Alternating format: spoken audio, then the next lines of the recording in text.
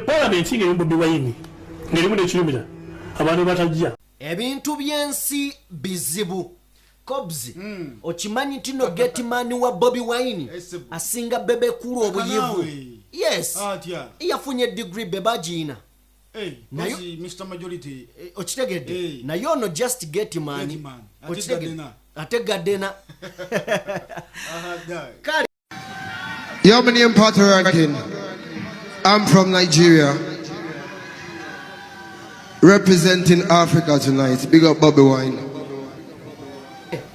Tugenda kusimbulirawo atuwuliriza ebigambo by'olunaku olwaleero nkimanyi abantu tebaagala bikola olw'okutya biki ebiyinza okuddirira wabula mutukkirize ife eno ye DPTV Uganda Down People Television ddala ya muntu wa wansi tugenda byogera olw'ensonga bijjudde obutambi bwe tubaleetedde yes atuwuliriza tetugenda kutya kukola bino era tugenda bibawa kyonna kye kiri Mukama Katonda yamanyi olunaku olwaleero njagala osooke nga bwe tukuteekateeka ofumiitirize era weebuuze lwaki olowooza gavumenti ya mwami Museveni erwanyisa buli muntu agivuganya kuba kino kisukka ku kuba nti omuntu tayagala kumujja mu buyinza kisukkawo wali ofunyemu obudde obufumiitiriza n'olowooza lwaki olowooza mwami Museveni n'abantu be balwanyisa abantu obwongo bwe bujja ku kino nti baagala bajja mu buyinza tulowoolezeeyo ku kintu ekirala ekisukkaawo ampuliriza wali weebuuzizzaako abantu abafa mu poliisi abakulu ku levo ez'owaggulu wali weebuuzizzaako lwaki oluusi bonna abasinga baganda kaweesi olwaleero tetuli mu busosoze no naye twagala laga facts okitegedde era mutukwate bulungi tusaba atannaba tutegeera tambula naffe mu story eno wali weebuuzizzaako lwaki oba oliawo abantu abali abafa mu poliisi mu bitongole ebyenjawulo nga battiddwa buttibwa lwaki baganda mu central kakati ogenda kuba nga obiwulira atuwuliriza olowooza ensonga eno gye tugenda okuwa eya mukoddomi wa mwami Museveni Lwabwogo akatambi akafulumye ng'agamba nti abaganda bagezi naye tulina okubafuga n'abasoga bano okitegedde kakati we baba nga bali literally stupid tekinnyonnyola ku mbaga nti waliwo ensonga lwaki babakolera ebirungi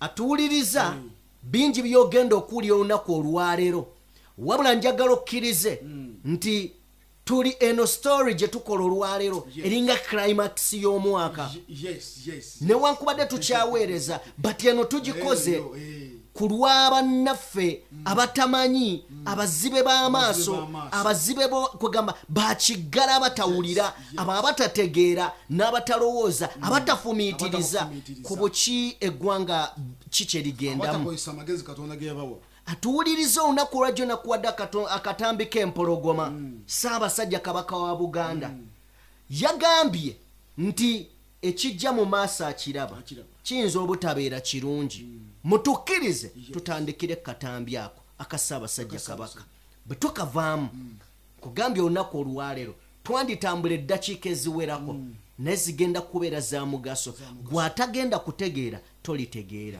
tuddeyo ku bigambo bya Jakana Nadduli bye yajja ayogera byonna byazaayogera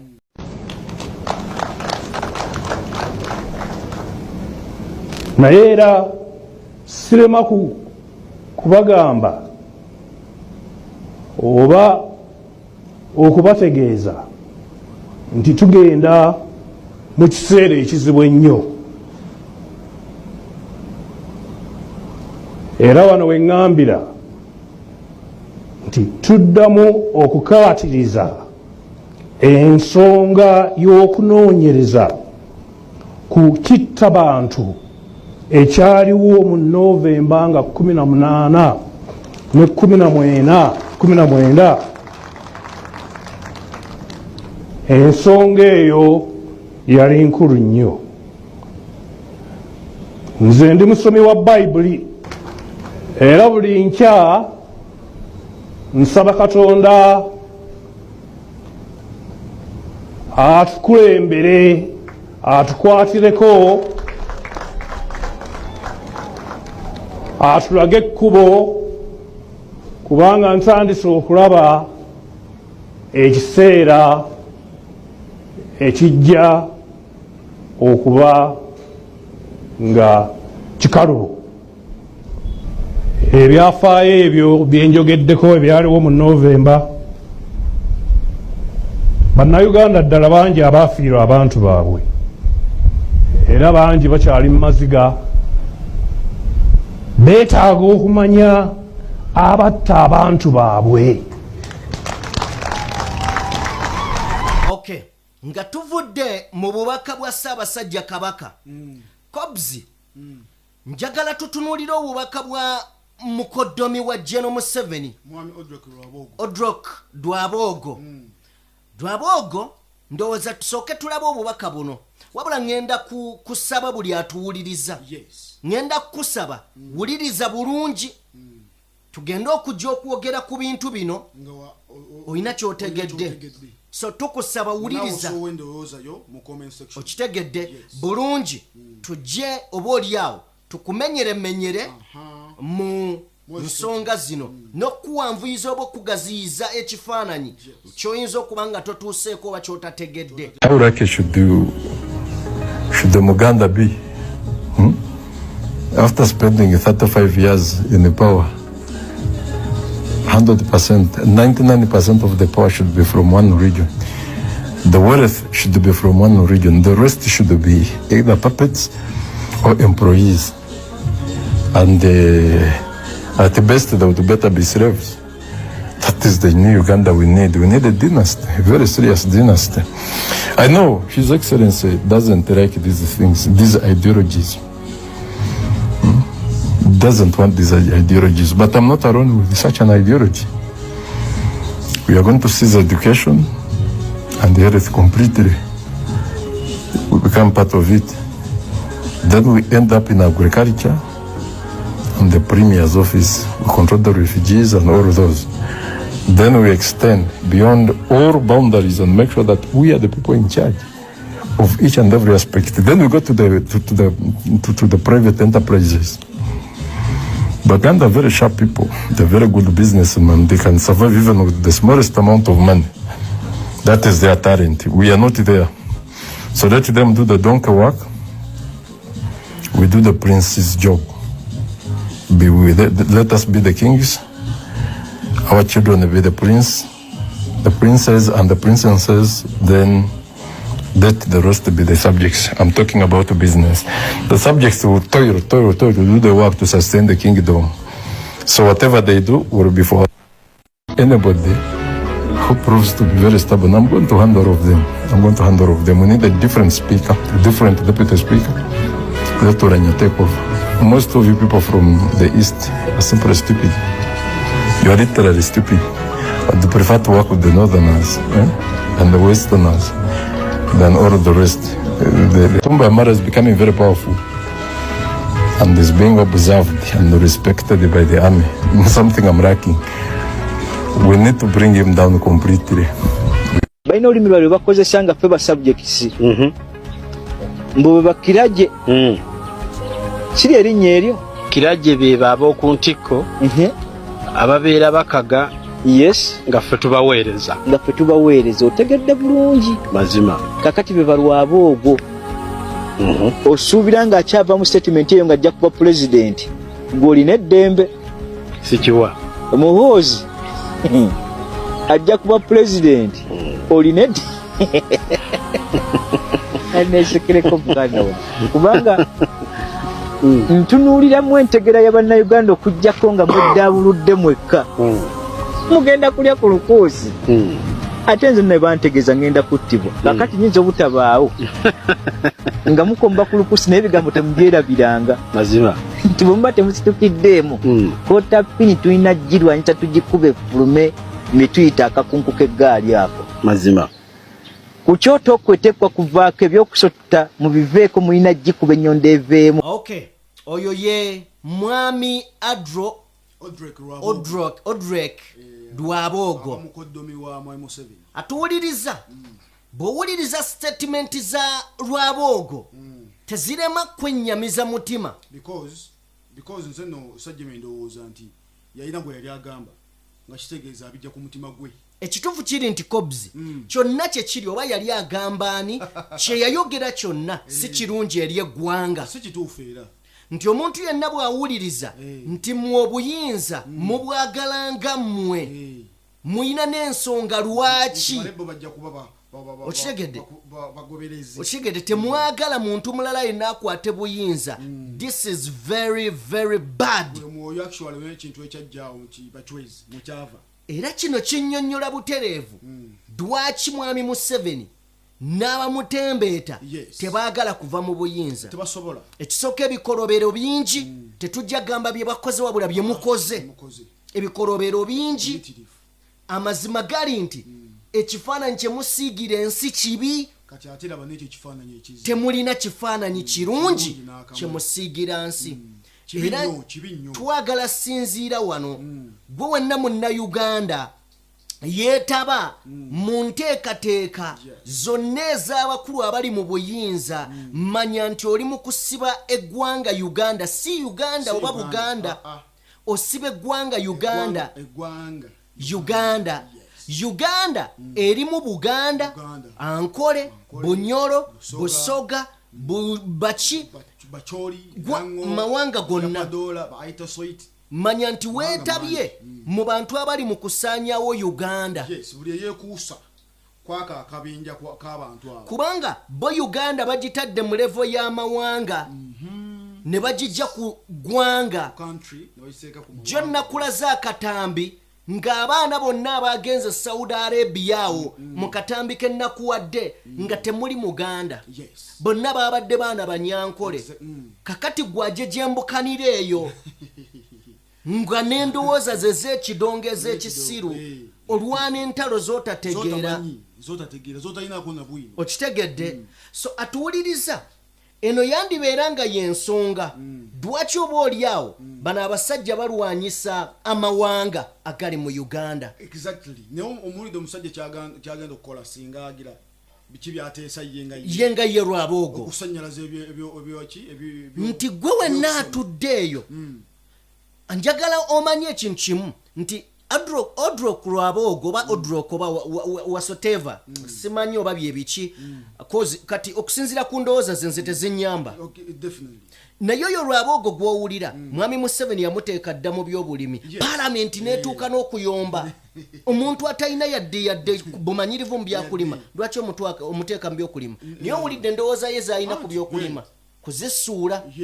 Addidde ebyamasomero atuwuliriza agamba kubisannyalaza, ebyobulamu agamba kubisannyalaza. Kakati ffe tubeera eno nga tukuba jjejjerebu, twagala amalwaliro amalungi, twagala amasomero amalungi abaana baffe basome. Atuwuliriza gavumenti ya mwami Museveni terina lunaku lwerowooza ku mwana. Njagala otukkirize tufuneko katambi ka Betty Nambooze bakireke owulire ebyensoma bye tuwogerako. Tuyinza okubeera nga tubyogerako bwogezi ne nagaye buli kye tugenda okwogerako tugenda kuwa akatambi kaakyo.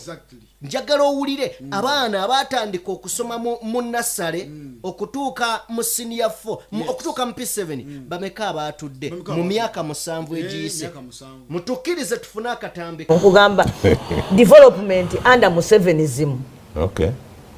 Omanyi Museveni, waliyo Museveni omuntu ne wabeerayo Musevenist abagoberezi, then ne wabeerawo Musevenism the ideology enkola ye. Kati waliwo ekigambo development. Buli wajja oyogera ebigambo we bitegaga mwe fete tuli ku byabufuzi tuli ku byankulaakulana nobuuza nzakubuuza nti abaana b'eggwanga tebakyasoma yenza atali ku byankulaakulana gwa ngamba sirika tobyogerako tuli ku byankulaakulana. Emitwalo 7,384 bayingira mu P1 emyaka 7 egiyise. Emyaka 7 egiyise be batudde abaana miliyoni emu mu emitwalo 76 mu 13,284 batu bayingira mu P1 which is okay UPA ekola naye abaana abagenza okukola ebibuuzo babadde emitwalo 5,684. say that again. Yeah.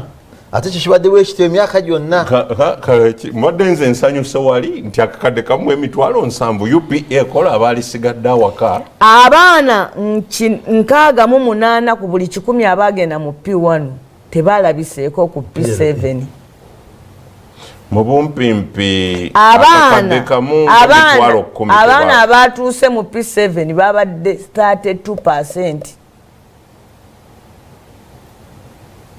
Abaana bafa si kituufu gye bali. mbadde nsaba ekyo tukirekere mmwe ono ali ku education committee kigende ku floor parliament mutunoonyerereze bwe munaakomawo olulala munaatubuulira abaana baffe gye bawulire kuba bw'ogamba akakadde kamu emitwalo 7 n'otuuzaako 54 kiba kitegeeza akakadde kamu n'emitwalo kumpi kakadde kamu emitwalo 2 mu myaka 7 bazze likejeeza ezo zibaawo tetutamanya bwe nadda wano nja kubuulira abatudde senior 4 otegeera abatandika P1.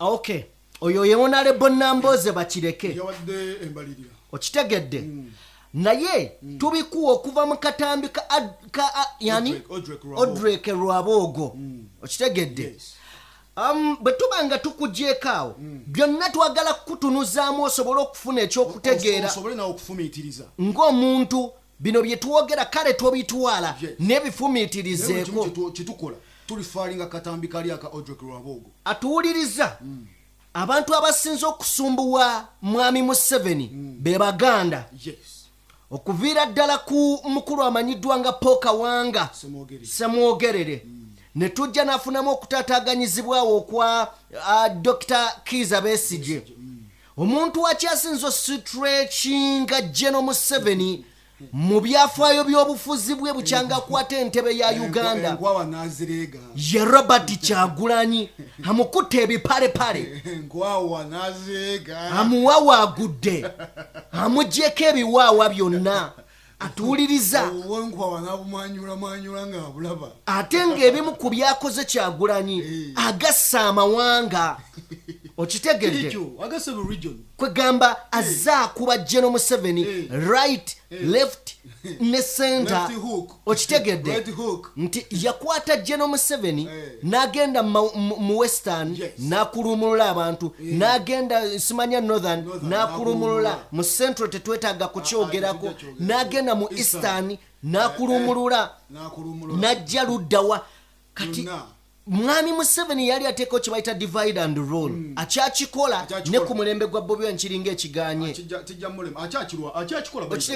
woba otunuulira embaga eyabaddewo kyakikola naye kijja mutula mu kifuba tactics zakozesa nkadde ziriko n'empumbu okitegedde so njagala katono nnyo waliwo abantu abazze balabula Museveni nga bamulabula ku Bobi Wine naye nga bagamba anti waliwo kino ekiwuka ekibe kindiwulira bagamba ndiwulira ava mu kasooli ndiwulira banjokya okitegedde ndiwulira bayokya kasooli agenda okujjukira nga bamaze omwokeramu kakati General Museveni mu kiseera kino yeefuula ndiwulira naye eyaliko minisita we Gilbert baali baseka Bukenya yamugambako ebigambo bino nabyo katubifune okalabamu eriiso ng'okakulembeze nga kannabyabufuzi ng'akafuzi ng'omukulembeze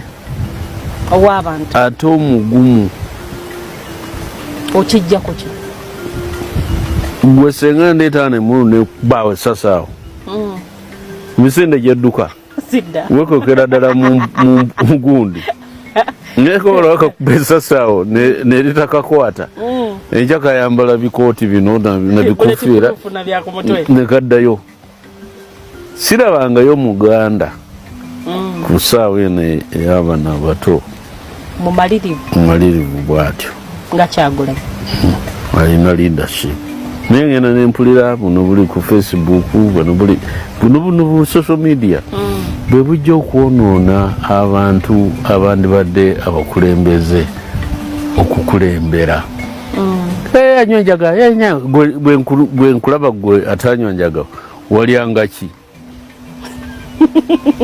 kati oli bwe yanywanjaga ginywe what's the problem? That is not our business. Yes, it's not your business. Obulumpeniza obwo ate businga kubeera wano waffe mu Buganda.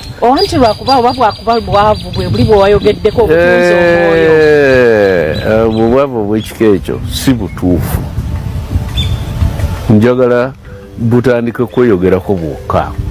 Okay, mu ngeri y'emu okutegeera amaanyi ga Kyagulanyi nti ddala gasukkulumye funa akatambi k'abamu ku ba legend ababadde ku radio okumala ekiseera ate nga mu ngeri y'emu yalwana ne General Museveni Medi Nsereko oyo yalwanako mu nsiko bwe kadogo bwaliyo okitegedde by the way Nsereko teyali kadogo Nsereko yali musajja mukulu.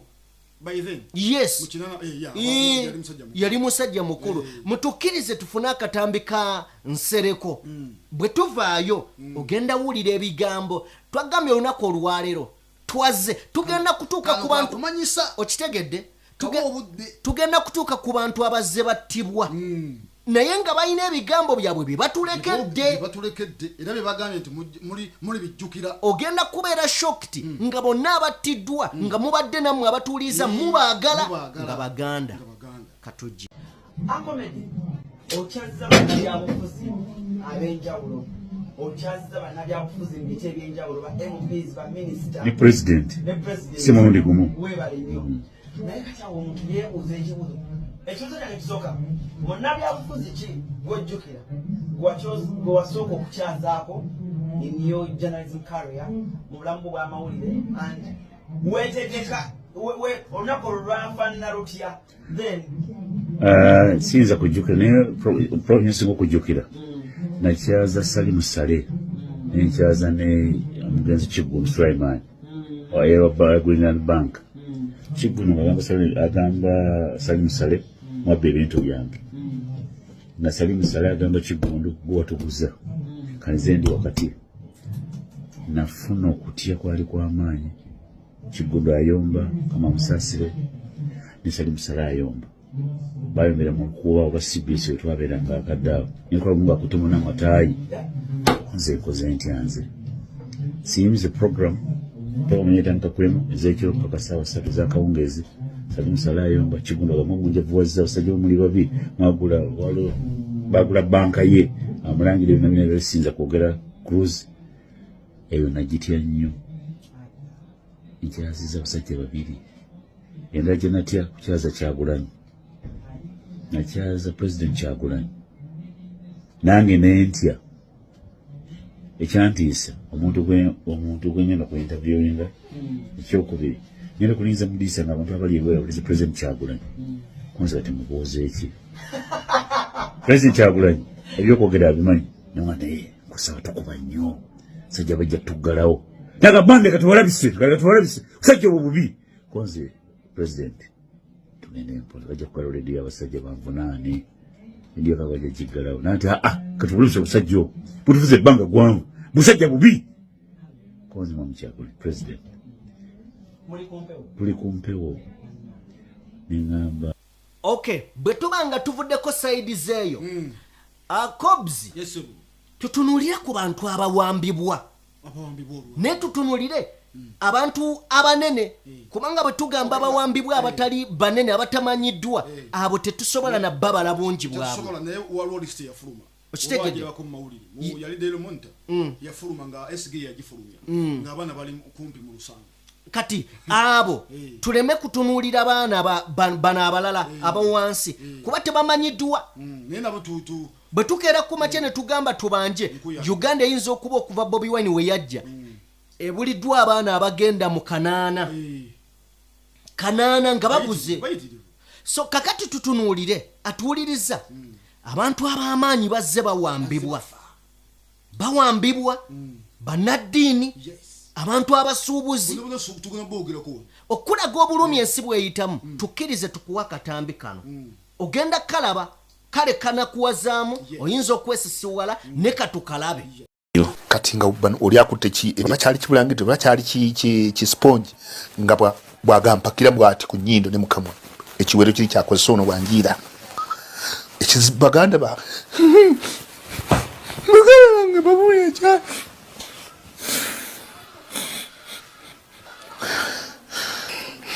Allah wekitiibwa yasinga oku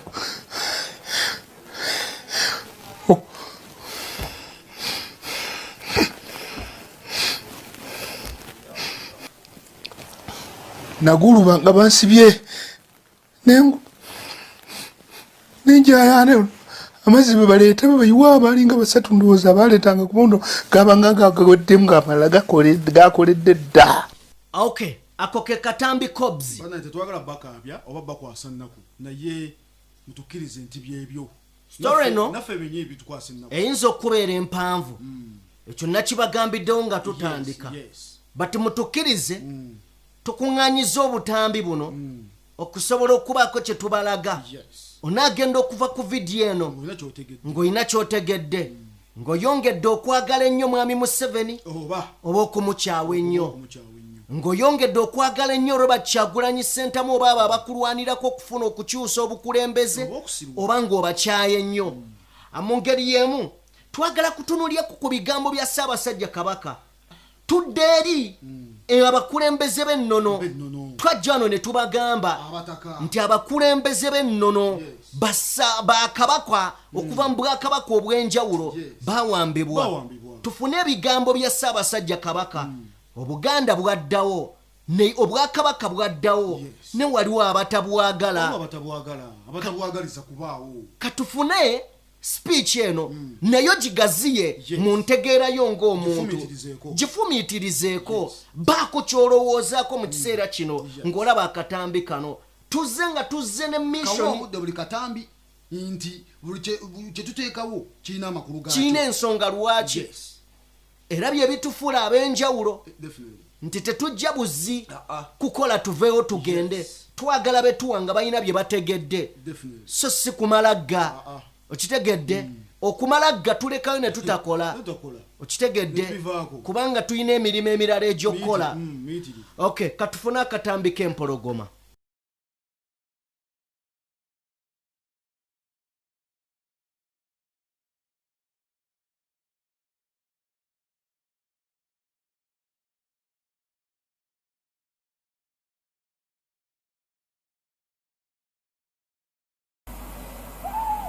Tusibirira abantu baffe entanda. Obwakabaka bwaddawo era tubwagala nnyo naye waliwo abatabwagala.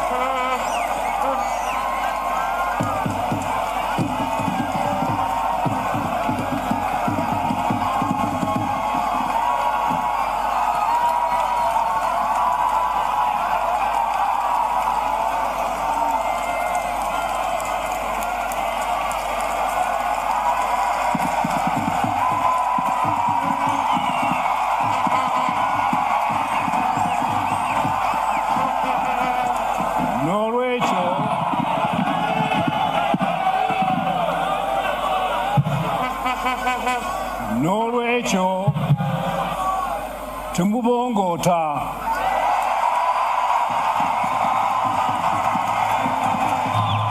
Okay, eyo y'empologoma ya Buganda yagamba kyava mu kamwaki okitegedde nti naye waliwo abatabwagala era nawunzika ng'awa Abaganda ne bannayuganda obubaka temubongoota. yakolako ne statement Ssaabasajja ng'agamba nti lwaki omwoyo gwa Buganda ogutafa ife ate gwemuzannyiddemu okitegedde nti ffe twagaliza tusembeza kinajjukirwa nti Buganda yemu ku ggwanga erisinze okusembeza abantu era nga kinnyonnyola lwaki Buganda okitegedde obuti nti kamu ne kamu gufuuka omuganda era tetwawula kyova olaba osobola okusanga nga mu lubiri waliyo singi nga singi ate nga muyindi nenga ayina eryakatongole bamusembeza Muganda tebasosola mwabangamu emiti egyenjawulo musambya omutukutu w'ebiki kakati General Museveni dwakyalwana Obuganda ne banne nti Buganda yo yasembeza abantu naye mu kusembeza abantu kigifuula ey'amaanyi kakati bano abatamanya ngamba okitegedde yasigamu nsigo mbi okitegedde alabise ate Obuganda obusembeza abantu kati yabulabise nti ate bubi bwe bubalwanyisa kyova olaba nti Buganda bwejjayo Kyagulanyi Ssentamu nga Muganda avudde mu Buganda era mu Buganda wabayo abalwanyisa Kyagulanyi okitegedde so twagala kubeera nga butereevu tweyunga katambi akalala atuwuliriza waliwo omwami amanyiddwa nga naye ndowooza tetugenda naye wa Agre Kiyingi naye yavaayo n'alaga obutali bumativu emisango egyamussibwako nti awagira abayeekera naye kinajjukirwa nti yennyini Agre Kiyingi yawagira mwami Museveni ng'ajja mu buyinza kati simanyi General Museveni bwe baali boogera ebintu ebyo yali ategeeza nti Agre Kiyingi yawagira ye yatuwagira ffe abayeekera so butereevu nnyo njagala otukkirize mukwano gwange nti newankubadde eggwanga liwangaalira mu kiseera eky'okutya mu kiseera ng'abantu tebaagala kubaako bye boogera naddala bali mu bukulembeze obw'enjawulo atuwuliriza tufunye n'okujoogebwa n'okumanyiira nti constitution tekyalina makulu tutandise otunuulira okitegedde tutandise okulaba ng'ab'amagye ewatali yadde okutyamu wabula batulaga nti bo be bali mu buyinza omusajja akutte emmundu ayambadde yunifoomu y'eggwanga alina nga Museveni ye sijja gamba president ye mufuzi naye ng'agamba ffe tuli tiimu MK we are trained to kill katufune akatambi kano we are here. We are the expendables, the untouchables, the impatient. We fight to kill and to destroy. We are Team MK or ever. Okay, ako ke katambi. Okitegedde. MK Mwozi. Ne gwayogerako muwamaje. Nejja buvuddeko waliwo looya eyavaayo n'amuwaabira ng'ensonga emuwaabiza nti akola atya speech z'ebyobufuzi okitegedde ng'akyali mu yunifoomu y'amagye aweebwa atya convoy ng'eya president nga w'amagye just ate kisoboka amateeka oba kyekitesoboka okwogera Sajjime nti amateeka oba tuli mu kye bayita impunity bwe butagambwako yes ng'olaba olina amaanyi ag'ensukulumo kati oyo musirikale kye yakola yali baali bamukwatirawo era kobzi kigambo ky'oyogedde kituyingiza akatambi akalala nti obutagambwako n'okuweraba amaanyi balinga bayimoto beerabanga bakatonda be basingayo amaanyi kinnyonnyola ki ekyali ku kisenga bakwata his excellence Kyagulanyi Ssentamu atuwuliriza bino byonna ebyakolebwa bwali bumenyi bw'amateeka mutukkirize tubazzeko katono ku airport n'ekyaliwo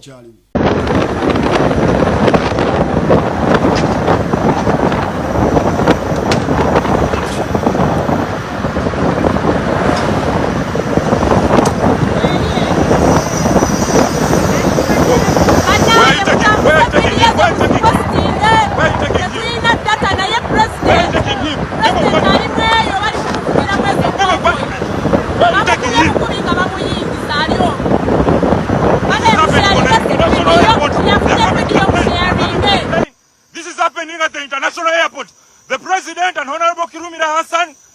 Chagulanyi Center have been whisked away by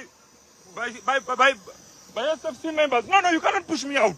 I came on this plane. You must wait. You must wait. You cannot push me out. They are arresting Honorable Hassan Kirumi and the president have been whisked away. This is an airplane. You cannot push me out. No way. You cannot push me out. What you're doing is wrong.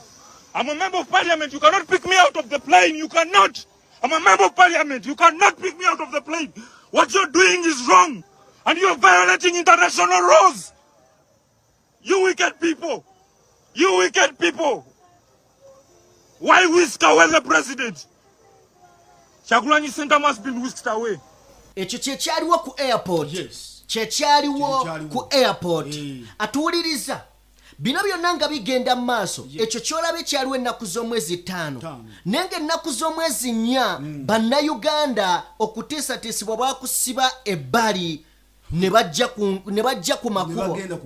Okulaga nti neno gavumenti teina kyeyagala kumanya yabakwatanga binyira. Yakwata ababoda bebasokerako ggulo limu. Okitegedde? Buli wamu waliwo ekiddo. Mutukkirize katono nnyo tulabe ebyaliwo ennaku z'omwezi 4 nga Robert Chagulanyi Center mu ennaku z'omwezi 5 atuuka.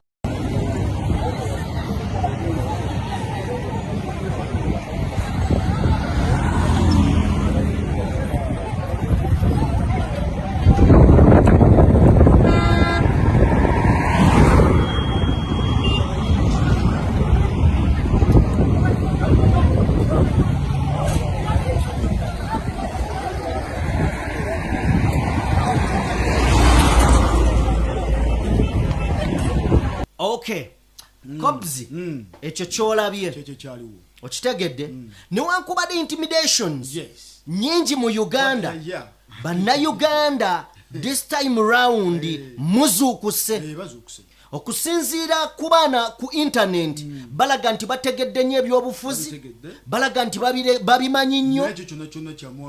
So credit tugizaayo. Newankubadde ng'ennaku z'omwezi 4 bakwata abantu n'ennaku z'omwezi 5 tekyagaana abaana kubokola bye baagala. Atuwuliriza katufuneko ogenda kakasa nti bannayuganda emitima gyakaluba.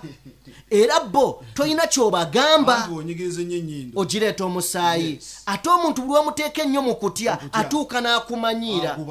Okitegedde? Bw'akumanyiira kyazzaako kiyinza obutabeera kirungi. Mutukkirize tulabe bannayuganda bo nga tolina kyobagamba bali mu kujaguza. Watambala okukwata ne bikwataalo. Bino ebirevu nalo kibiningi ebirevu. Ekirevu kisimuuleko enfufe. Sajja alina ekirevu ekirungi.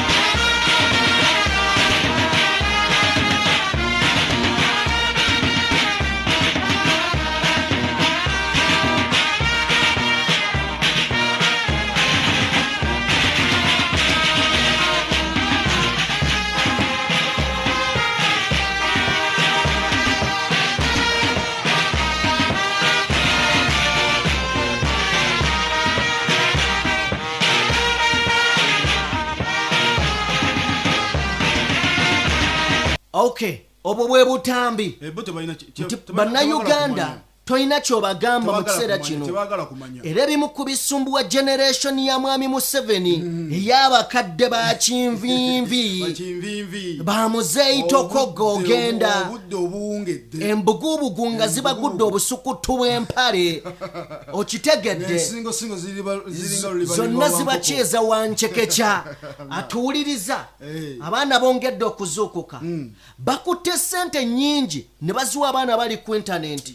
Bagezeko kunafuya amaanyi g'oyajja n'ekiganye. Wabula be bawa ssente ate be bavaayo ne babalumba. Atuwuliriza waliwo abantu be bakozesa okugaba ssente nga Muhammad Nsereko waliwo abavubuka abali ku internet bakabaata wabula njagala muwulire ebigambo bino abaho yes wa TikTok oyo president w'aba TikToker okitegedde so atuwuliriza katufune ebigambo by'omuwala ono ng'ayogera ku bantu abamu abakaka bannaabwe okuwagira bye bataagala gwe Kabaata bino mbikugamba on blockings right kuba mbadde ndi mu kugamba ng'ogezaako okunyingiza kiri nti mpagire Muhammad Nsereko akozeewo ki ekiraga nti no twetaaga change mubeeraawo ne babawo omusimbi igwe ne Justin ne mindset mutambuze propaganda nga mutanishinga erinnya lya Robert Kyagulanyi basajja mwe mujja kufa bube nga muwumpuguma kubanga eryo ly'essuubi lya Uganda. Kabaata, this is my passport. Ojiraba, I'm 23 years old. Right now, I cannot even do my work without putting something in my waist. That shows what? That every day that passes, my lifespan just decreases. That shows what? Ku myaka 23 bwe mbanga ntandise okusiba ekigoye mu kiwato nga bazadde baffe bawangaala ng'emyaka n'emyaka tuli ku kyeyo kuno tuwumpuguma tuli ku kyeyo kuno tubonaabona abaana basula njala ku kyeyo kuno abaana bakubwa emiggo bakama baabwe bavuma bayisibwamu amaaso mu buli nsonda mukwata social media handles zammwe ne mutandika okwo. Sometimes I even fail to express my feelings towards my country because it pains me a lot. There are kids this side, they are suffering because of people in back home. You people, you're misusing our resources, our happiness. We give back taxes. You misuse them in your own selfishness businesses. Temukolera bana Uganda, at least the least thing of them to benefit in what they sweat for. Mweche mukola kulya musimbi. N'otunulira gu Justin gunnamukadolinga n'amazi. Mutusonyi olusi ne tuyitira ne tubavuma. Lwansonga mwe bw'obanga oli musiru tula n'akasimu k'osigale mu busiru tosirwaza n'abalala. The generation bana mwe yadde bakuzaala 210 220 205 tekikujjaako nti olizaala omwana olyetaaga omwana wo yasome bw'oba gwe tewafuna mukisa gwa kusoma sente z'okola oli mu kuweerera naye nkubuulira buli kintu ky'oyimirira mu kamera n'okuba enkyukakyuka omwana wo yandyagalidde enkya buli maziga gaali kaaba olibeera ogataddeko plus. Bino bwe tujja mu kamera ne tubagamba reality nga tetubavumye ne mutandika okutuvuma obulalu ne mutandika otuvuma obusiru ffe tulaba bazadde baffe batulugunyizibwa maama wange yasengulwa mbu bali mu kuzimba simanga mwala gwa Kosovo ne up to now tebagutandikangako yadde oguzimba mukyala wattu kati ali mu kyalo mwamulemesa ekibuga. Uganda eno nze mbabuulye temulina we mwagigula era mujja girekawo. N'omugagga eyali asinga obugagga mu nsi yonna yalaama ekiraamo bamukolere kofini ng'emikono n'ebigere byonna bibeera wabweru okulaga nti bw'ofa togenda na kintu neoba ne gold. Abantu abamuziika balooya ba professional medical doctors abalinga bamukolako. Buli kitongole ekiraga nti bw'ogenda ne oba olina ebitiibwa bimeka ogenda toyina ky'ositudde. Bwe baba babawa busente bwammwe eyo ku side ne mukola zilive mutandika obuddiisa abantu. Nze mbabuulire everything that will come from that you'll be accounted for that. Nze mbabuulira. Be muddako ne mutuvuma abalalu obusiru ne mutuwemula olw'okuba ffe tetulina that audacity. Eyo kujja mu kamera tutandika okugomaka ebigambo ebinene mwe mulowooza that is when you're winning us. Nedda mikwano ndeka mbabuulire buulizziga lya munnayuganda ng'okimanyi otuula ng'okimanyi ekituufu naye neweefuula atakiraba ne weewuddiisa nkubuulira oli kiraba oli kiri kusasulira mudda. Okay, story enakuwaza omwala kate andeete byengeyenge kyannaku nti bannayuganda abatali mu bukulembeze just abali awo endaba yaabwe ey'ebintu oba oliawo be bandibadde mu bukulembeze bwe tunuulira endowooza y'oyo omwana agambye nti buli olukya obulamu bwe bukendeera ku myaka 23 atandise osiba ekigoye mu kiwato olw'okukola ennyo ku mawanga gy'ali omugongo sajjime nina akatambi ke nnalabye katini nnyo n'abatuwuliriza aka tiktok oli akadaama yakaweereza munne ng'omwana afuluma bino bitwayitanga nga fuluma ebyo ebintu ebiwanvu ebyo nga bifuluma kitegeeza biva mu kulya mmere embisi abaana babonyaabonyezebwa waggulu eyo kati we tulaba n'abakasasiro bakabaata so wano we tusinziira okubanga twebaza abantu abatatiiriridde ensonga era njagala butereevu nnyo tuddeyo tutunuulire mukyala wa munnamawulire amanyiddwa nga batte atuwuliriza omukyala ono ekikolwa kye yakola ebigambo bye yayogera byali bya buzira mutukkirize tulaba akatambi k'omukyalo ono buli muntu ali mu struggle nga ddala oli serious oli mu struggle weetaaga ekika ky'omukazi okitegedde weetaaga ekika ky'omukazi ng'ono nga wenkugambye nti ekibiina ekyange kya nuupu ate ne pulezidenti wange ekyagulanyi era nagezezaako batuukirira abakulu mu kibiina era banyambyeko okutuukawo mpaka n'okufuna balooya so mwami wange sigenda mutiira tayagala nako Museveni n'omulundi n'ogumu era naye ndowooza wetuliba nga Mukama tuwadde omukisa okola ki okumulaba oba ne bamuzanga mulamu ajja kyeyogerera ate era si musango tekubangako musango mu Uganda kubanga teyasse muntu teyakoze eki then ki ekiba kimutwaza abaana bategedde nti taata bamutute era bategedde kireka kubanga bambuuziza nti mami dadi aliwo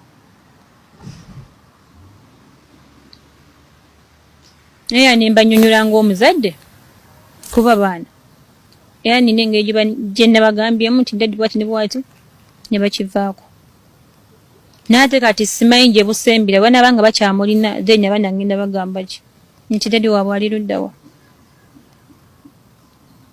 eri bekikwatako bigambo ki byoyinza okubawa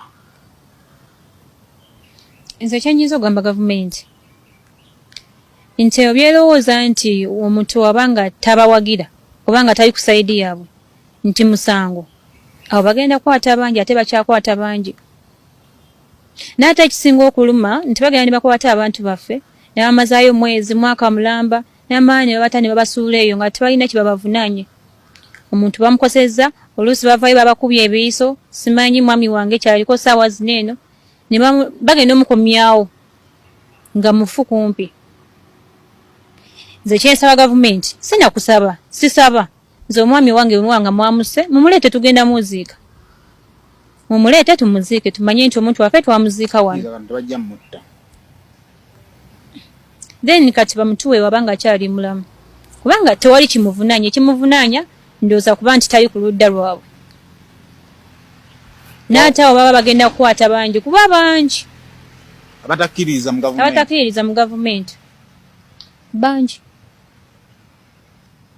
olina lunaku lwokeera ku makya newejjusa yoyo mukyala wa Sasanga batte newankubadde nga Bobi Wine bamuyiiridde ebitoomi bamuyiiridde ebisooto bamuzimbyeko propaganda bamutaddeko ssente mpitirivu okulaba nga bamwonoona mu bantu blessings abantu bazimwongera bwongezi atuwuliriza katufune ku ssaala eno bannayuganda bo bakkiriza ne bw'onaamusiiga ettoomi ne bw'onaamusiiga ebisooto ne bw'onaamuvumirira gwe ne bw'onaagamba nti nno yayonoonye ono yekyagulanyi mitembo ensi gwe yagala katonda gwe yagamba gwe wandizeeke ke kalenza akato ka Dawudi ke bayiwako amafuta okitegedde katufune essaala eno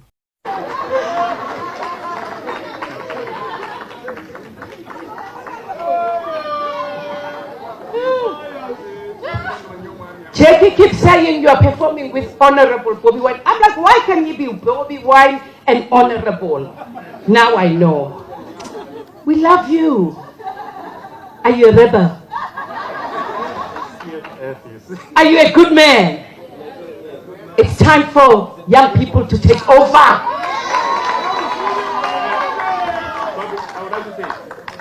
My son would like to say hello. We look up to you. I look up to you. You are my hero. And you have to be those young children's hero. We've got our hope in you. The old guard has messed up. The hope is in the youth. The old guard is messing up. Don't fail these children of Uganda.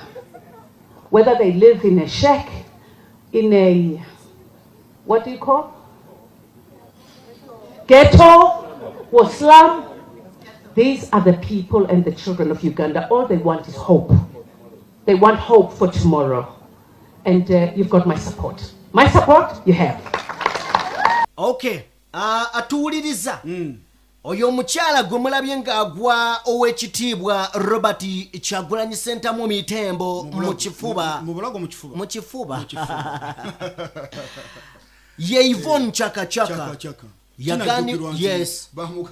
Okujja okuyimba wano woziti enkuuka. Yes. Olweyo video gy'olaba. Exactly. Twagala kubeera nga tweyunga ku kunyigirizibwa kw'Abannayuganda nga tulina akakiiko k'eddembe ly'obuntu akakulirwa Mariam Wangadya omukazi bw'ombuuza olwaleero nga Sajjime onnyonnyola otya ono omukazi nkugamba kifaananyi ekinnyonnyola abasiru mu ggwanga. Yes, because yasoma byebibadde beboogera tetujja kgenda yeeyo okitegedde so bw'ombuuza nnyinnyonnyole Mariam Wangadya ekifaananyi ekituufu kyatuddemu nkugamba nti yasoma musiru tategeera engeri gyayogera bwati naye nga naye alina abaana oba naye alina actually si musiru mugezi naye tategeera era kituzaayo nti mwami Museveni akozesezza abagezi bangi naye nga bakozesa okukola ebyobusiru bakozesezza amagezi gaabwe naye nga bagakozesa ate mu kukola ebyekisiru.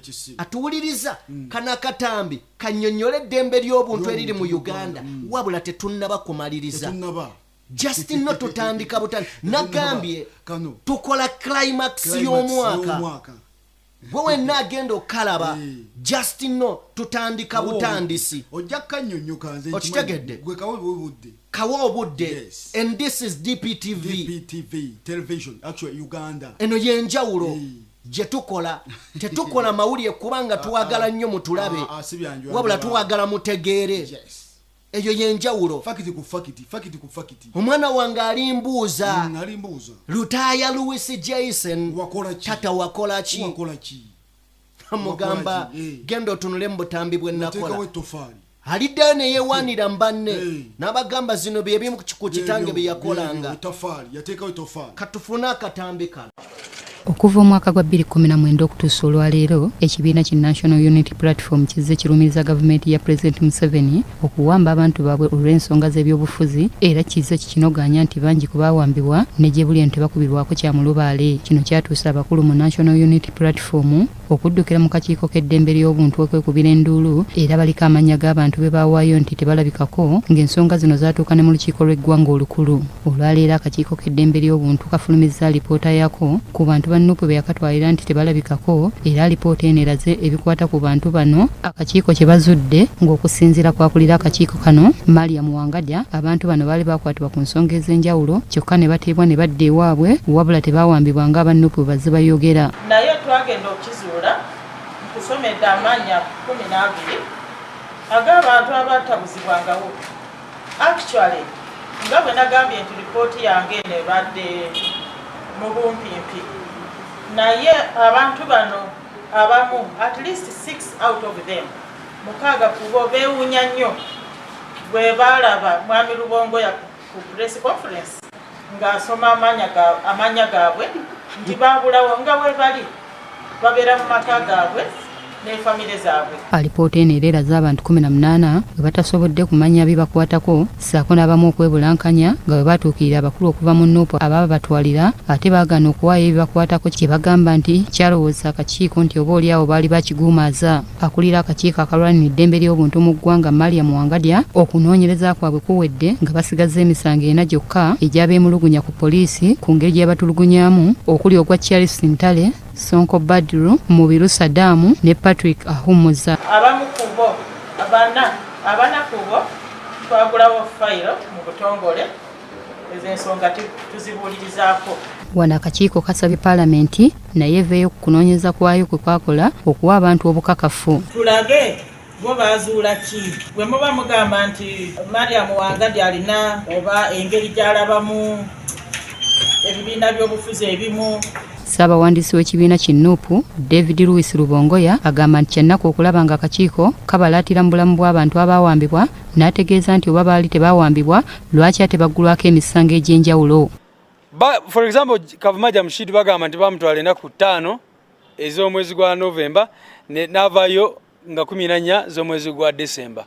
Kakati omuntu bw'aba yamala ebbanga erisuka mu mwezi gumu mukomera ng'abantu be tebamanyi ne wa gyali akakiiko k'eddembe ly'obuntu kasobola kati okuvaayo ne statement bwetyo. Rubongoya agamba nti ekisinga obukulu eggwanga lyonna likimanyi nti abantu bawambibwa era bangi tebalabibwangako n'okutuusa kati. Arrest fe tukiyita kuwamba tukiyita abduction kubanga oli bw'oba omuarrestinze oba olina omutwala ku poliisi tolina mutwala mu CMI.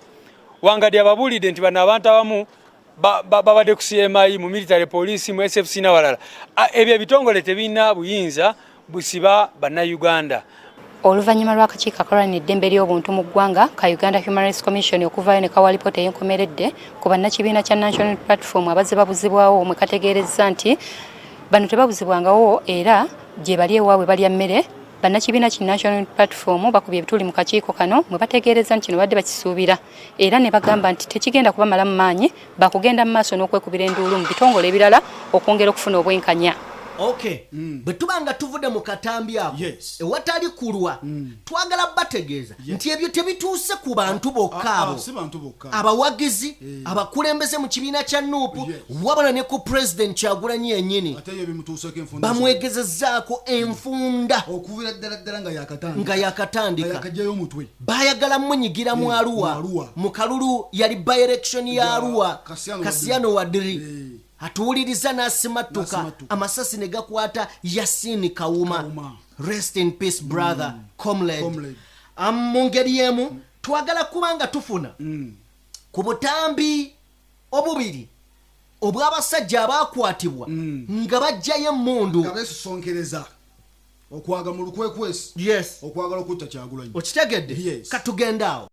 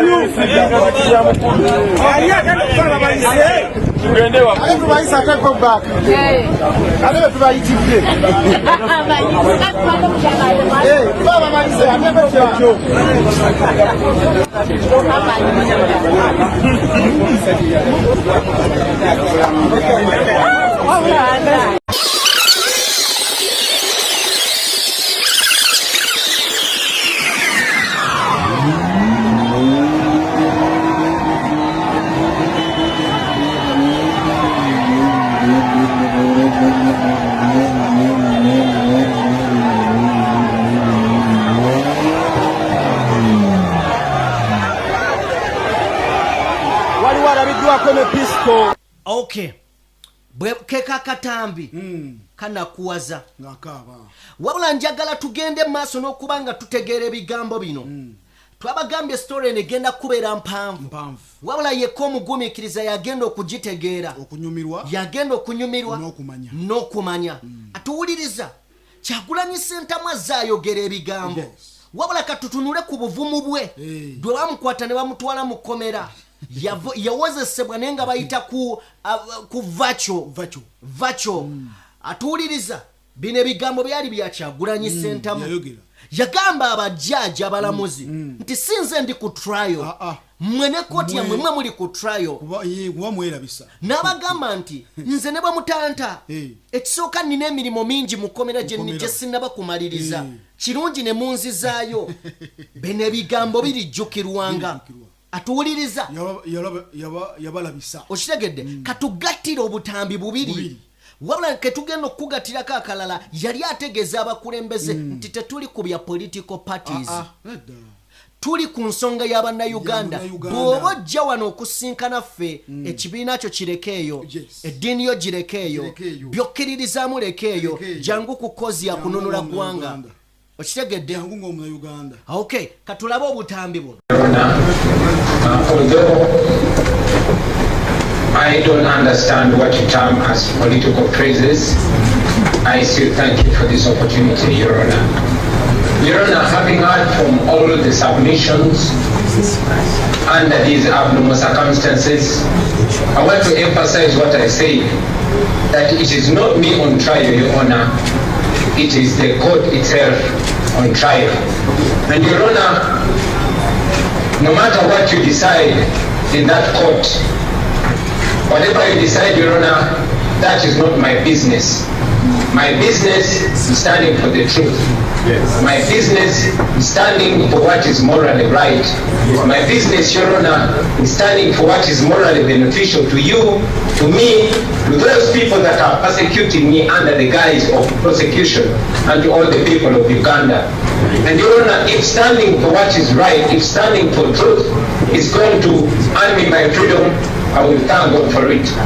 But Your Honor, if standing for what is right is going to keep me in this prison, then I will thank God even louder. After all, I have a lot of work to do even here in prison.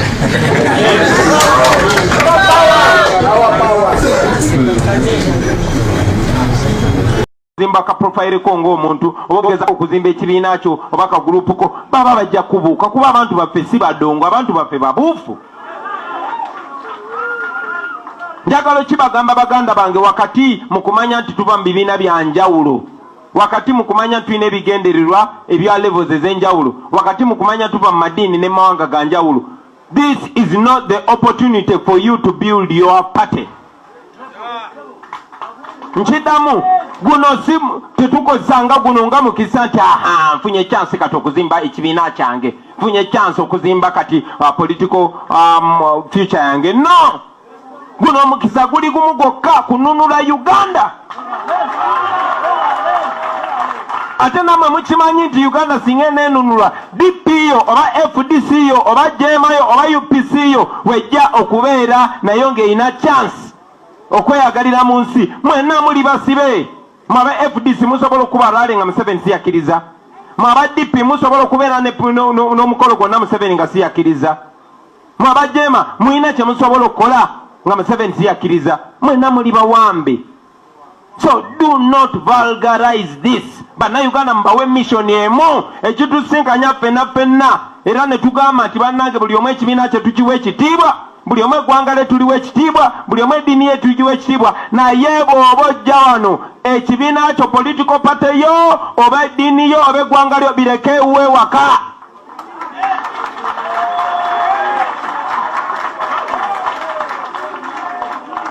When we meet here, we have one mission: to be free, so that we can be allowed to think independently. So when you're coming to meet as Ugandans, leave your tribe, leave your religion, leave your political party in here. Ako kekata obubwe butambi obubiri. Kobzi. Eggwanga likaabye. N'ekibuuzo kiri nti abantu 18 abaabula baalagawa. Okusinziira Crop, Mathias Mpuuga yavuddeyo n'agamba bagenda kufunayo bwe banaaba basobodde okudda mu parliament bwe banaaba kitegeeza tebali wiringi kati ne bwe banaaba bajja kuddayo nga tebaddayo ku bantu baffe baliwa nga bagenze kubuuza entaana zaabwe ziriwa kitegeeza okwekalakasa kw'ababaka kukyagenda mu maaso because Jimmy omuntu bakuwa adoption abantu bemwatwala mubazzi yes oba si kyumuze emirambo gyabwe yes nebyo namo biganye kakati bagambye singa tunaaba tuzze mu parliament okiwulire singa tunaaba atuwuliriza tujja kudda nga tuzze batulaga entaana okitegedde wabula njagala onzikirize abantu bangi en'ensonga teyetabye mu babaka ba parliament tutandise okulaba nga bannaddiini bajja mu nsonga eno ebigambo by'omusajja ono nze ng'omuntu byannakuwaza seeka mutukkirize tufune akatambi kamu yayogera si ku Kibalama wabula Kibalama yatambulirwako ensonga zino katsaka tukafune bino tebyetaaga kuba munnabyabufuzi byetaaga kuba muntu ki akoze ki agwanirwa okubuzibwawo era abuzaawo gw'obuzaawo obwo obuyinza ani yabukuwa muntu ki era ng'aba akoze eki agwanira obutaddamu kulabikako mu baana be nga mbibonerezo byonna ekiyinza omuweebwa kyabutaddamu kubuzibwawo butaddamu kulabikako nga yakoze eki wenna abuzaawo gw'obuzaawo mu nsi oyina bbanga ki okukera ku macyanga mutoowo talabikako ng'eyamunona si mwetegefu wa kunnyonnyola nga yakola ki tukkirize nti asobola okusobya abonerezebwa mu mbonerezebwa ddala ey'obuntu nayo gy'okkiriza naawe abonereza gy'okkiriza nti ne bwe yandibadde wange yasobeza nawe abonerezebwa bw'ati kiri wathe kisaana ndoza kyekiseera abali ku sayidi ebuzaawo ababuzibwawo mbutuufu batuule bo nga abantu beebuze nti bwe yandibadde Kibalama muto wange oba mwana wa muganda wange mu mbeera efaanana ng'abweri ku Kibalama kikola kimbulamu bwange eno embeera tugyeyambaze gijje kuno akuvuganya ayagala ekifo kyo Kibalama n'abaana baabwe ddala bo ate baakola kibagwanira obutaddamu kulaba ku kitaabwe ne bamaama baabwe kuba bamu balina bamaama baabwe maama omubuzaako omwana we bawambanga abaana mu mbeera yakubawonga mu byabuwangwa ebyo omuzadde gwe bawambyeko omwana obulumi bwayita mutuusa okujulira omwana we singa yafa bufi n'aziika muziike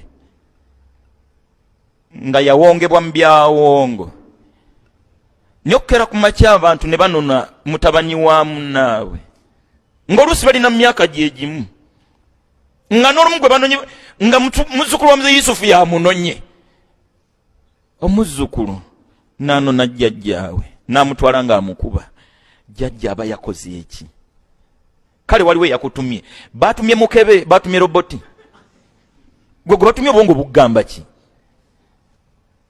bane tubeeremu ak'obuntu ng'abantu nga tetunayingirira byabufuzi ffenna tuli bantu yisa bakere ku macyanga batutte mukyalawo omukyalawo nga tusige nga batutte bbaawo abazadde banna tuliwo nagibadiru nga batutte mutabaniwo naye buli kiina entandikwa kiina okujjako omutonzi w'ebitonde byonna talina ntandikwa okay atuwuliriza ako ke katambi twagala kubeera nga tweyunga ku sipiika Anita Amongi nalongo Anita Amongi y'omu ku bantu abalabika nga bayimiridde mu kkubo ery'abannayuganda ofuna eddembe kubanga alinga mpaji parliament ly'ekkubo gwe muwaatwa gwe mukutu okusobola oyisa amateeka agataasa bannayuganda ne bwe kiba ng'ate ayina ebisumuluzo by'omukutu ogwo afuuse empaji kitegeeza ababaka tebalina kye bagenda kukola atuwuliriza waliwo ababaka ba NRM abamu ababadde balinga abeekubye mu mutima ne bagamba bannange bannaffe mubayite tuteeseze wamu tulabe ensonga zaabwe bino bye bigambo Anita Amongi bye yayanukudde naye kitegeerekeka nti Anita Amongi kisiikirize kifaananyi abaffe bw'obanga oli kifaananyi gwe kyogamba totegeera tosobola kukolako decision emu bweti ankiddayo eri ku statement ya audio lwabogo yes nti bonna bajja bafuga okitegedde bagobereza babiri ba puppet okitegedde so kati katulaba akatambi kano bwe tukavaamu tukyeyongerayo. They are boycotting sitting. Right, Honorable Speaker, this is the workshop of democracy.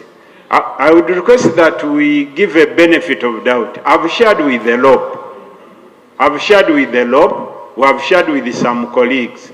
Right, Honorable Speaker, I request that we give a... Don't start teaching me the law. Okay? I am in charge of this house, and it's my responsibility to make sure that the members are in this house. Fact remains, you are paid to sit in this house. Give accountability to the taxpayers outside there. Don't get the salary and remain in the streets of Kampala, in the corridors of Parliament, and you're not working, and that's where that statement came from. Want value for money. Most obliged, Madam Speaker, and that's why I'm here.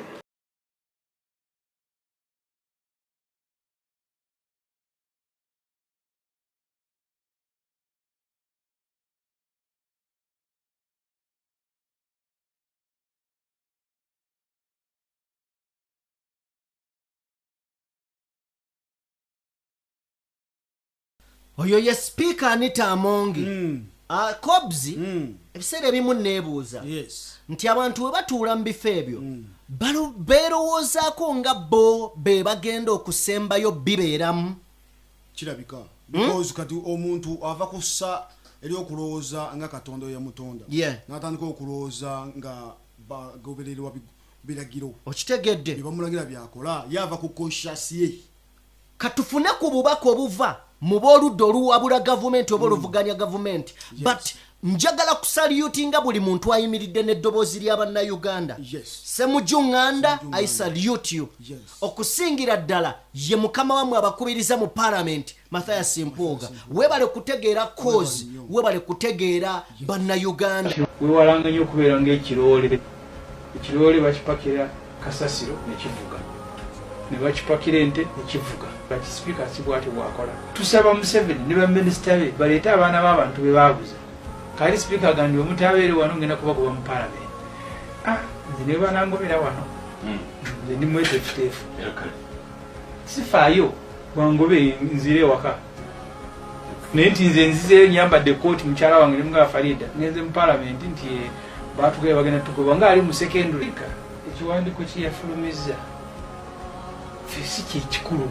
Ekikulu kyeky'abantu Mwami Museveni eyasuubiza ng'atandika okulembera Uganda nti mu mulembe gwe tewali bulayadde omuntu omu n'agamba nti olaba empiso etunga fe abaakulira mu byalo twetungiranga engoye nti olaba empiso etunga nido tesobola kuwulira mu nju omuntu abula atya.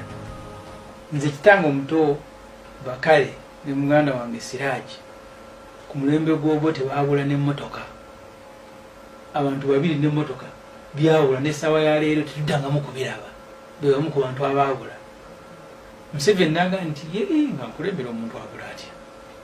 Olwaleero ng'oggyeko 20 lisiti Honorable Mpuuga gye yakwasa gavumenti mulimu n'abalala bamutunda n'obutabamanya.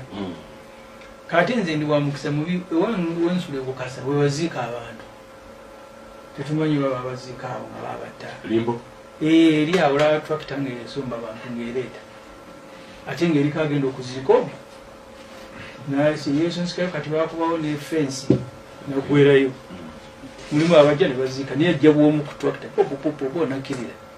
Kakati abantu abo kikulu nnyo eri obulamu bwaffe. Olwo yanga nti temugenze kufiirwa bifo muga nti bwali baafiirwa bulamu ate nze ekifo nti ekintwala emisinde mu palamenti kuba sipiika agagenda kungoba nfiirwa ekifo akuwulira ye anoonya omuntu we nga yabula agase mujo olina amagezi oba tolina.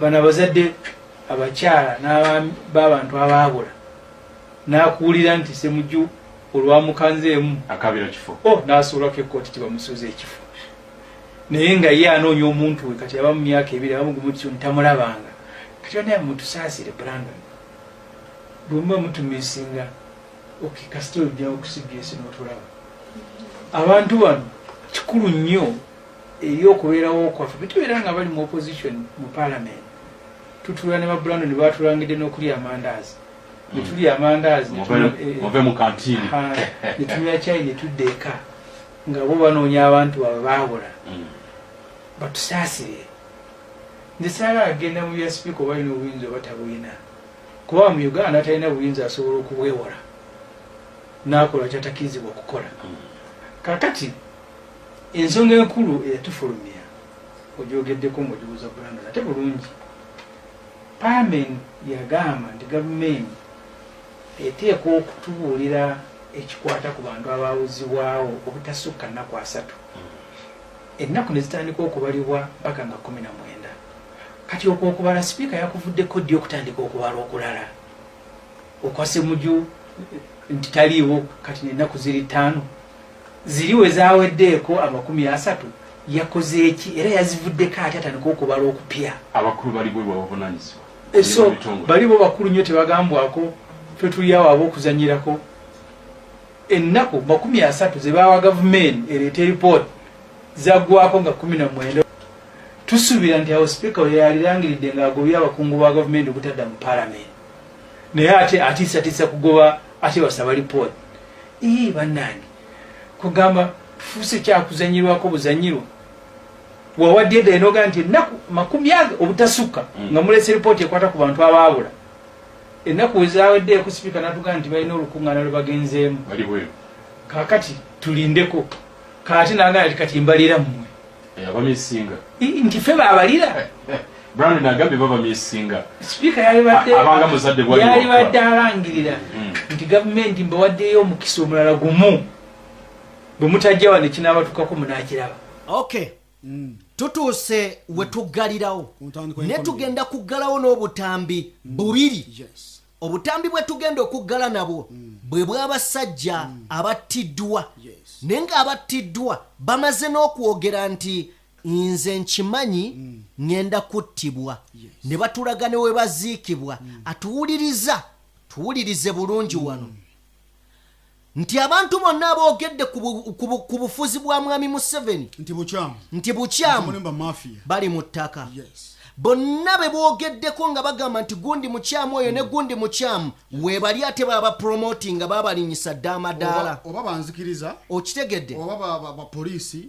oba sekinoomu opinion leader mufu bw'ovaayo n'ogamba nti gundi oyo si mulungi akola ebikulu ebitali birungi naye ng'akolera mwami Museveni oyo ye yapromotingibwa oyo akola ebikyamu yapromotingibwa oyo eyayogera ku bikyamu mufu oba yasibibwa atuwuliriza twagala mutwala obudde muwulirize obutambi obusembyeyo buno obutambi obusembyeyo ye climax ya story y'olunaku olwaleero era twagala bategeeza nti tuwunzika omwaka tujja kukola story esembayo bati eno olwaleero tubadde tuggala mwaka gwaffe era nga tubeebaza okutugoberera mwebale nnyo mwebalire ddala tusaba Katonda gwe twagala tukuume nammwe abakuume bye tweyagaliza ebirungi nammwe mubifune kyotafunye mu guno omwaka towalirira ogujja gisaba Mukama Katonda byonna ojja kubifuna tusaba mwongere okutwesiga mutufollowing mutugoberere kati nenyo sajjimi omanyi South Africa wali abasajja babiri Nelson Mandela waliyo ne Steve Biko abasinga tebamuwa nnyo obudde naye yakola statement ye muze nemwagala nyira nali mugoberera ebintu ebyali yakola statement yemu n'agamba nti nno oli Katonda yakutonda weewalanga nnyo omuntu okubuzaabuza conscience yo conscience yentegeera y'omuntu yesembayo nti omuntu yenna aba n'entegeera ye toganyanga ekintu kyonna oli okukola statement yonna neekuugula nakozesa conscience kyegaana because sajjime byonna bina etwogedde bitubadde tulaba mu video zonna tulaba nga mwami Museveni azzaako esa abantu obakyusa obajja ku ntegeera yaabwe kaakati gwe atuwuliriza weewalanga nnyo okugwamu ekitiibwa n'ensa n'okola oli kyakutegeerera era omusajja oyo y'omu yagamba nti tewali muntu akugamba nti ye ali neutral. Buli muntu mu nsi ayina wagwa. Yenna gwolaba oyo ng'agamba nti ye ali neutral aba yeetabye butereevu nnyo ku sayidi enyigiriza kubanga aganye okusalawo okuyimirira n'abanyigirizibwa. Kitegeeza gwe bigenda mu maaso toyina kyobimanyiiko era okkiriza bali banyigirizibwe era okkiriza bano banyigirize abantu babyawula okkiriza bano banyigirizibwe era okkiriza bano banyigirize. Kitegeeza anyigiriza gwoba owadde amaanyi kuba osirise nawe wandyegasse ku bano nobagamba nti nze simanya mpagira any government in power. Stupid. That is stupidity. So tugaddewo katubalekera obutambi buno sabalugaba nnyini byonna abatukuume. Polisi ne tujawulayawulamu okundi SID, SIU, SOP, byeki ebyo? What is that? Abazungu bategerawo polisi. Eri simple. Special branch, CID, traffic, operations. Olwero department ziringa 10. Bulemu avuya buvuya bulemu ayomba na munne. Tuli kuki? Kadinza akavuyo kamwe kabaleseemu. Oba munsinga, oba temunsinga, sijja kuddamu kukola. Kale mujje mu mpalule. Muntu alina Lufeenya Kirumira ayogedde. Kubanga Lufeenya mukubireyo bantu mboko. Ne bavunda ebigere. Omusajja yavunda ebigere wano meya w'Ekamwenge. Paka Manalule bamukwata ku bifaananyi. Nemwekangabiriza. Kakati ngate mwevunaana. Nze order z'empase zibeere enfu. Obaani mufu lwaki mumpa obuvunaanyizibwa. Mwandola mu district. Ensemba yeri mu Uganda. Sabakayanya. Abana bange basigala wano tebandabako. Ne beerikiriza taata obeera wati mbeera ebusoga. Saabanyega. Naye tekibamalira. Era ne musalaga munondoola. Nabakola ki? Ani amanja mu polisi. Muvuga emmotoka nnungi. Musula ku Ntebe Road. Mulina amayumba gatunula ng'abantu. Sente muzijjawo bassebo. Polisi nefaanana ekyo waliwo abagamba mukolemba gundi mwana wa gundi yaleetebwa gundi abo si bantu tebalina misango. Kirumira tumunoonyerezeeko munoonyerezaako obujulizi wababula ayogedde oyo ayogera nnyo magala nkole ki mbeera Yesu nze siri Yesu nze bwetako omusango neewozaako nze siri Yesu yeyakkiriza ne bamusalira nga tawoozezza. Tugenda kuwoza nno ssebo ate bujja kutoloba ate bwe mula ne mululwako obujulizi obunkwatira ddala mugenda kundiyirira kooti prosidi eno nkyayizo kikyalenjinga neewuunyiza juzi nga muleese omujulizi gwe sirabangako n'agamba namukuba omwaka oguwedde koodi Kampala nga ndi Buyende talina lipooti gyali antaddeko gyali anziguddeko. Mwegendereze ebikola by'otiisatiisa abasirikale abamu si banaku nti ali awo munaku muwejjere yaveeyo mumambuka anoonya kyakulya. Nedda nze siri muwejjere nze nina wembeera nze Kirumira babayo omuntu enanvula n'olukumirwa gyalonsabe kooti ebbaluwa yange mugimpe eraga nti mungobye temuteekakola mutesi nti mumpumuzza muwandike nti mungobye with disgrace kuba kyekigenderwa kyammwe mulyoke mundabe ngenda mu politics era politics kwe ngendamu wabyabufuzi byakubbinkana bwe MP ekifo kyonna ekifoolinga vacant right now oba MP afudde oba MP omugobye byabiwandiika abantu baluzunga n'ebiwandiiko tebaliyo bayitirivu abeeyiyo obweyiya oba yabba bululu wonna mu ggwanga lina wali MP yenna agwa ngenda kujja nesimbira oba ggulu oba katakwi oba wa ngenda kwesimba watepitemu independent kasoke male bino polisi emalira ebiseera empa emitwalo 6 ndi musajja muyivu mbeera Buyende ndabika bubi eri mu nsiko gye mwambeeza mbeera bulungi ndya bulungi nsula bulungi expense y'okubeera Buyende eri very high ko mwagala nneme kuwulizibwa teri kamera teri kino omuntu bwakola erinnya alikola omulundi gumu mwagala disaanyaawo sijja kukkiriza kulisaanyaawo kangendeko mu kitongole pulezidenti batampadde buli mulala ne baba kumpadde military nja kukola kuba military nensimbu tole buvuyo buno ate babye ate bino ate kifesi ate sobi ate kitatta fekati police bera mwe kitatta kitatta oyo natandika okumunoonyerezaako 210 abakalonkingira wali ku Martin Road 210 naye nga banne mulonkiza akantu kano kakutetera obutawaana ja nani kitatta bamusibe era njagenda military kole statement kitatta mumanyi yakuba abantu nga ndaba abaana ba Century aba safe border mu kibuga mulimu obubiina obweteekamu owaboda butalwana safe border balina application ku internet bamuvubuka bampisa babala obujaketi balina enkofiira zaabwe balina office ne mubakuba Century ne beewula ku bali waliwo kambe Kampala Metropolitan Boda Association waliwo kamba tumenya Kampala biki obubiina bino ne bungi nnyo KCC negamba tulongoose border industry efujje kyo tanakole efujje nga police eraba bakuba abantu wano wakaliga pikirezo chebwa police nesobera abasirikale nga pretendinga omulimu gw'ekisirikale gufuuse kwa pretense. You can't talk about some criminals are too big, they are informants. A few people bakujjako fefe fabatono fe abayina obumalivu fe tubagambako. They point you in the eye and they say you are wrong 100%.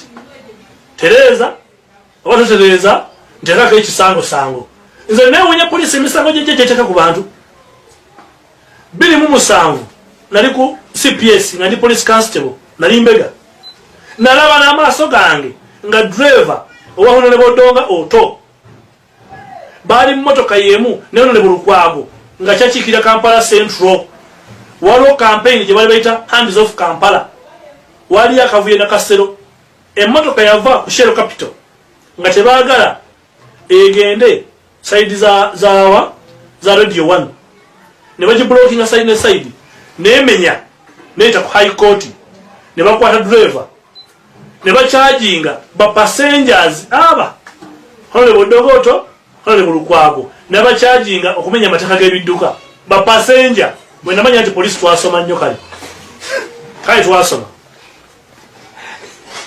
police tuli bayivu mucharginga mutye musabaze nti ndamenya mataka ga traffic omusabaze mulowooza tetutegeera fa bamu 206 nali mu polisi njiruddemu nze bayiro nyine myaka 3 mweki kati muleeta obuzibu mugerageranya emyaka gyange n'okutegeera kwange mulowooza Sulemani agenda ogezi wala amaze kukoza myaka 10 omugezi abeera mugezi azaliwo mugezi nze ndi mugezi ndi mumalirivu sitya komera sitya kufa sitya bigambo sitya mbeera nze sitya mbeera oba onsiba oba onkuba miggo nze ntaana yange namadobala gaweyisiza mukyale waffe empambire entaana yange buli mutamuga mbanziikanga wano mu muyembe wansi w'ekisiikirize embeera awo mpowe kubanga essaawa natambulira mu matigga fayiro katende nakunoonya abaana nabakukwasa ne bamukwata akuma nakuteekako fayiro abaana nabakunyweza ne bamukwata bajja bakwata obulamu bwe mubukendedde ebikolwa by'effujjo mubikendeeze 206 omukazi omukulu omuyivu kubayita AIGP Elizabeth Kutesa yagenda mu kooti amazima naawe obujulizi n'agamba nti Dr. Besigye yakwata omukazi naye twapanga bipange omanyi fayiro tulina kye twagikwatamu sala abapolisi bwe muteeka mu disciplinary court oyo bamukulizaawo ali France yakiikira polisi mu Interpol yeeyo kale polisi tuli benkanya obo benkanya tugusomera wa ne mugenda ku kkubo ne mufunayo omuvubuka nga Nixon oba pichi oyo senior officer Faizo Katendo omuyaye wali nasana oyo nayo SPC namala mwogerako nenoka mwogo SPC nabagamba naye mulinde abagayaye kati mbyogedde mujje munkwate emisango egiriyo ondana lufenya ndawo